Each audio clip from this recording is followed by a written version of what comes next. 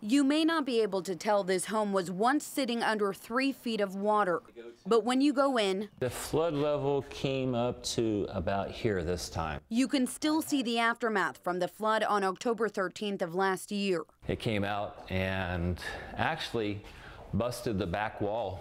There was so much pressure. Rick Eamon says his life has been put on hold. How can you live like this? You just can't.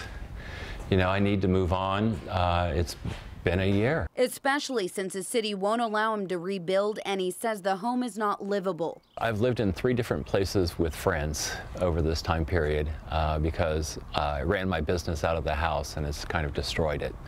So I live very poorly now, waiting for the city to come up with their funds so I can buy my next house and start my business again. Even though the house sits empty, he still has to pay taxes, city utilities, and insurance, which all adds up. He is one of 70 on the buyout list for living within the Williamson Creek floodplain, which is the second area most at risk in Travis County. Can everybody in the back hear me okay? On Wednesday, the watershed protection staff had a meeting for homeowners. It's a lengthy process for us to make these decisions and spend this kind of money, and we do it based on flood risk and to identify the folks that are at the most risk of flooding and to make sure that it's a fair and open process that we're going through. Which some homeowners call a frustrating waiting game. We've been very anxious to get this done. We really do feel like the watershed has lied to us multiple times.